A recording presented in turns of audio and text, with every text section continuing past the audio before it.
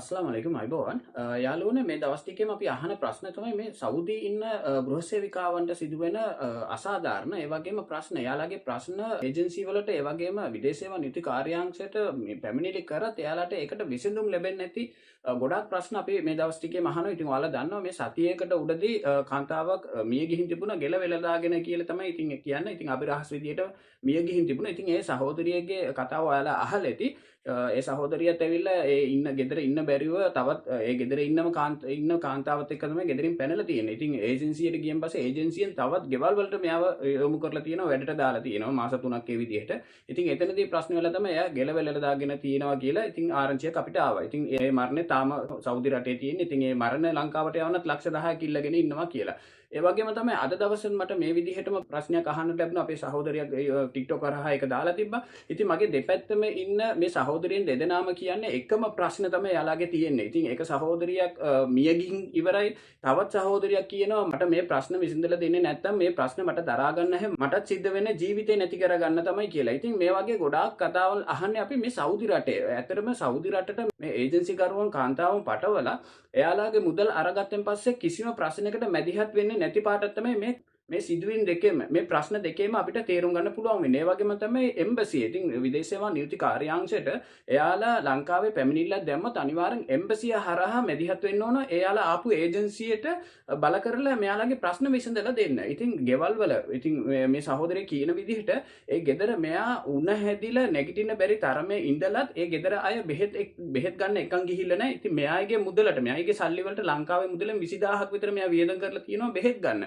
ඉතින් ගෙදර වැඩට ආවම ගිවිසුමේ තියෙන දේවල් අනිවාර්යෙන් ආම්පුතාලා විසින් අපිට කෙරෙන්න ඕන. ඉතින් ඒව කෙරෙන්නේ නැති අවස්ථාවල ඒජන්සි අනිවාර්යෙන් මැදිහත් වෙලා ආම්පුතාලා එක කතා කරලා මෙයාලට ඒව ලබා දෙන්න සලස්සන්න ඕන. එහෙම නැති තැන්වල අනිවාර්යෙන් ගෘහසේවිකාවන් දාන්න එපා.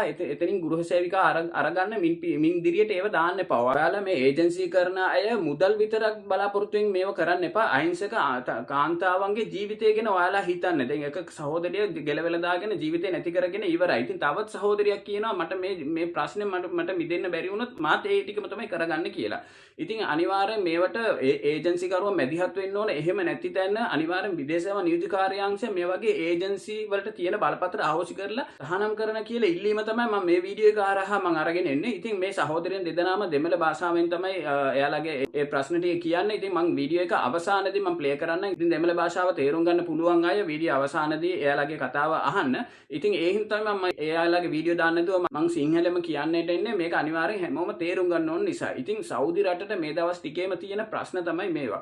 ඒ වගේම තමයි මේ විදිහටම තමයි ඔමාන් රටටත් ඩුබායි වලට යවනවා කියලා ඔමාන් රට වලට පටවන ඒජන්සි කරුවෝ තවමත් ඉන්නවා. අපිට ඔමාන් රටේ ඉඳලා ගොඩක් කාන්තාවෝ මෙසේජ් දානවා තවමත් ඒ විදිහටම. ඒ කියන්නේ ඩුබායි රටට යවනවා කියලා ඔමාන් වලට විකුණපු කාන්තාවම තවමත් ඉන්නවා. ඉතින් එයාලගේ ප්‍රශ්න තවම විසඳලා නැහැ. ඉතින් ඒ හින්දා අනිවාර්යයෙන් මේවට රජය මැදිහත් වෙලා අනිවාර්යයෙන් මේ වගේ ඒජන්සි කරන අයට විරුද්ධව නීතිමය ක්‍රියාමාර්ග ගන්න ඕන. දැනටමත් සෞදි රටේ අසරණ වෙලා ඉන්න අපේ මව්වරුන්ට අපේ කාන්තාවන්ට සාධාරණයක් ඉෂ්ට කරලා දෙන්න ඕන කියලා තමයි මම වීඩියෝ එක හරහා රජයෙන් ඉල්ලීම කරන්නේ. ඉතින් අනිවාර්යයෙන් මේ වීඩියෝ එක රජයේ අවධානයට යනකම් ඒ වගේම තමයි එම්බසි නිලධාරීන්ගේ අවධානයට යනකම් ඔයාලා ෂෙයා කරන්න. ඔයාලා දන්න කෙනෙක් හැම යාළුවෙකුටම මේක ෂෙයා කරලා දැනුවත් කරන්න. ඒ වගේම සෞදි රටේ ඉන්න සමාජ මාධ්‍ය ජාල කරන අය, ඒ කියන්නේ TikTok, YouTube කරන අයගෙනුත් මම ඉල්ලීමක් කරනවා කරුණාකරලා ඔයාලගේ රටේ ඉන්න මේ හසරණ කාන්තාවන්ට ඔයාලා මැදිහත් වෙලා එයාලගේ ප්‍රශ්න විසඳලා දෙන්න බලන්න.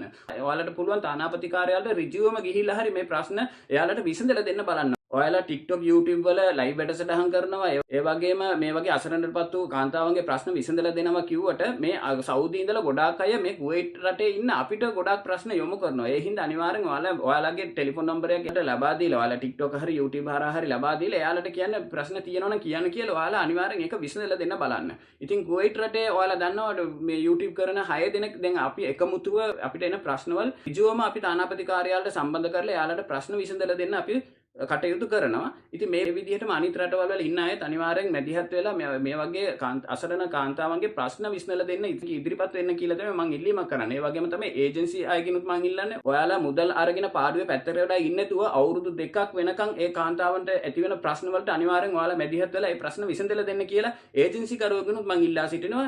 ඉතින් අනිවාර්යෙන් යාළුවනේ මේ වීඩියෝ එක හැමෝගෙම අවධානයට මේක යොමු කරන තෙක් මේ වීඩියෝ එක ෂෙයා කරන්න. ඒ වගේම මගේ YouTube නාලිකාව තාමත් ඔයාලා සබ්ස්ක්‍රයිබ් කරලා නැත්නම් අනිවාර්යෙන් subscribe කරලා තියාගන්න මේ විදිහට අපි ගේන වැදගත්ම පුවත් ඔයාලට notification තුලින් බලා ගන්න පුළුවන් වෙන්න. ඉතින් අනිවාර්යෙන් යාළුවන්ට share කරලා දෙනවත් කරන්න. ඔයාලා හැමෝටම සුබ දවසක්. මේ සහෝදරියන් දෙදෙනා කියන කතාව අනිවාර්යෙන් අහන්න. மிஸ் நான் ஷர்மிளா சவுதியிலேருந்து கதைக்கிறேன். உங்கள்கிட்ட கம்ப்ளைண்ட் பண்ணிட்டு 3 மாதம் மிஸ். எனக்கு இன்றைக்கு வரைக்கும் எந்த ஒரு மாற்றமும் இந்த வீட்டில் இல்லை. எல்லாமே என்ற காசில் சாப்பாடும் சரியான சாப்பாடு இல்லை. எல்லாமே நான் கம்ப்ளைண்ட் பண்ணி ஏஜென்சியில் கம்ப்ளைண்ட் பண்ணி ஃபிங்கர் ஆஃபீஸில் கம்ப்ளைண்ட் பண்ணி எதுவுமே என்னாலேயே இல்லாத மிஸ். சாப்பாடு இல்லாமல் நித்த அணுவணுவா சாகிறத விட ஒரடியாகவே செத்துடலாம் போல இருக்குது. காய்ச்சல் வந்து 5 நாள் ஏனண்டு கூடி அவங்க கேட்கல. காலில் விழுந்து கத்தினேன் நான். எனக்கு கொண்டு போய் மருந்து எடுத்து தாங்க, நான் வேலை செய்கிறேன்னு எனக்கு பிரச்சனை இல்லை, ஆனால் எனக்கு மருந்து எடுத்து தாங்கண்டு. இல்லை போய் நாங்கள் எடுத்து தர மாட்டேன், நீ சும்மா சொல்கிறா அண்டு ஏலா கடத்தி நேற்றெல்லாம் என்னால் துப்புரவா இயலாமல் என்ற காசில் கொண்டு போய் நான் மருந்து எடுத்து வந்தேன். நான் 252 ரூபா. நம்மளோட நாட்டு காசு கிட்டத்தட்ட 18,000 19,000 ரூபா காசு. என்ற பிள்ளையில் ஒரு மாதம் இருந்து சாப்பிட்ற காசு. நான் இங்கே சாமான் இல்லை, உடுப்பு இல்லை, சாப்பாடு இல்லை, ரூம் இல்லை. கடைசியாக சொன்னாங்க பரதமண்டா ஹாஸ்பிட்டலுக்கு கூட்டிகிட்டு போவோம், சாப்பாடு தருவோம், சம்பளம் போடுவோம்ண்டு. அப்போ அது கூட செய்யலைண்டு. அப்புறம் நானே என்ற காசில் அந்த 1125 ரூபாயில் மருந்து மடுக்கணும், உடுப்பு வாங்கணும், சாமான் வாங்கணும், எல்லாம் செய்யணுமாண்டா. அப்போ நான் என்ன மிஸ், எனக்கு புருஷனும் இல்லை, 2 பொம்பளை பிள்ளைகள் அம்மாவை நான் பார்க்கணும். இதுக்கு எனக்கு என்ன செய்யறேன்டே எனக்குண்டா விளங்குது இல்லாம சத்தியமா. இன்னொரு ஒரு எந்த பொம்பளை பிள்ளைக்கும் இப்படி ஒரு நிலைமை வரக்கூடாது. ஏன் ஏன் எங்களை கவனிக்கிறீங்கல்ல? பட்ட கையெடுத்து கும்பிட்டு கேட்குறேன், என்ன நாட்டுக்கு எடுத்து விட்டுருங்க. நாட்டுக்கு வார என்ற காசுலேயே நான் போனோம்டா டிக்கெட் செஞ்சுட்டு வரேன். நான் இப்படி அணுவணுமா செத்து ஒரு நாள் நான் செத்தே போயிடுவேன். ஒரு மனுஷனா கூடியவங்க என்ன மதிக்கிறாங்கல்ல. கையில் எடுத்து சாப்பாட்டையும் பறித்து கொண்டே வச்சு சாப்பிடக்கூடாண்டு பறித்து கொண்டே வைக்கிறாங்க. ஒரு நாளைக்கு 2 தேத்தண்ணி குடிக்கிறேன் நான் மட்டும் தேயிலையே கூட கொண்டு போய் அவங்களோட ரூமுக்குள்ளே வச்சுருக்காங்க. இப்படியெல்லாம் எல்லாமே ஒரு நேரம் சாப்பாடு இல்லாமல் ஒரு கஷ்டத்தில் தான் நானே ஸ்ரீலங்காவிலேருந்து இங்கே வந்தேன்.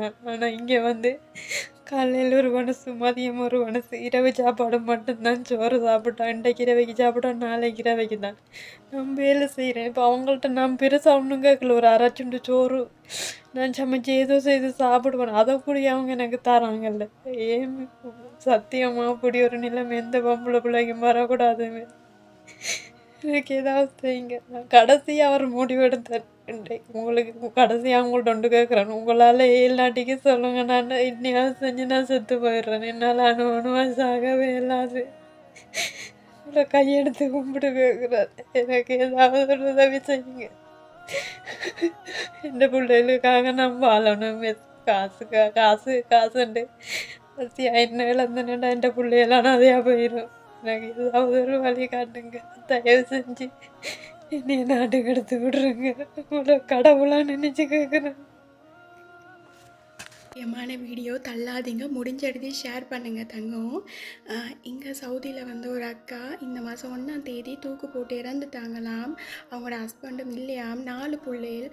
அவங்களோட சிஸ்டரோட பேபிஸ் 2 பேத்தையுமே அவங்க தான் பார்த்துட்டு இருந்திருக்காங்க. ஸோ இப்படியெல்லாம் இருந்த ஒருத்தவங்க வந்து அவங்க சாகக்கூடிய முடிவு எடுத்ததுக்கு ஏதோ ஒரு பெரிய காரணம் இருக்கும். ஸோ அது இன்ன வரைக்கும் யாருக்கும் தெரியல. நாட்டில் உள்ளவங்களுக்கு அவங்க இறந்துட்டாங்கன்னு தெரியுமா தெரியாதான்னு தெரியல. முடிஞ்சால் இந்த வீடியோவை முடிஞ்சடிச்சு ஷேர் பண்ணுங்கள். ஸோ ஒரு சிஸ்டர் வந்து அவங்கள பற்றின எல்லா டீட்டெயிலும் எடுத்து அவங்க வந்த ஏஜென்சிக்கு பேசுகிறாங்க. அந்த கேர்ள் வந்து ஏசுகிறாள், මට කෝල් ගන්න එපා, ඒ ගෑණි ගෙදරින් පැනලා ගියානේ, උදේ ඉඳලා රෑ වෙනකම් මේ මල වදයන්නේ ඔක්කොම මට ගන්නේ, ඒව මට අදාළ නැහැ அப்படின்னு சொல்கிறாங்க. நான் உங்கள் ஏஜென்சிக்காரவங்க கிட்ட கேட்குறேன், உங்களை நம்பி தான் நாங்கள் இங்கே 2 வருஷத்துக்கு தெரியாத நாட்டுக்கு புரியாத பாஷையாக இருந்தாலும் அடித்தாலும் அடியை வாங்கிட்டு ஒரு நேரம் சாப்பாடு கிடைச்சாலும் 2 நேரம் சாப்பாடு நாங்கள் கிடைக்காம பட்டினியாக இருந்தாலும் எங்களோட குடும்ப கஷ்டத்துக்காக உங்கள் மேலே உள்ள நம்பிக்கையில் தானே நாங்கள் இங்கே வரோம். எங்களை கொண்டுட்டா நீங்கள் தானே பார்க்கணும். அந்த பொண்ணு வீட்டை விட்டு பாஞ்சு போயிட்டான்டா, நீங்கள் அவட கையில் பாஸ்போர்ட் கிடைச்சிருக்காது.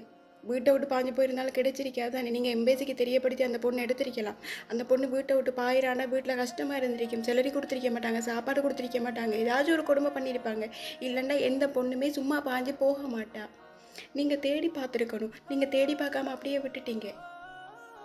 இப்போ இன்றைக்கி அந்த பொண்ணோட உயிரே போயிடுச்சு, என்ன பதில் சொல்ல போகிறீங்க?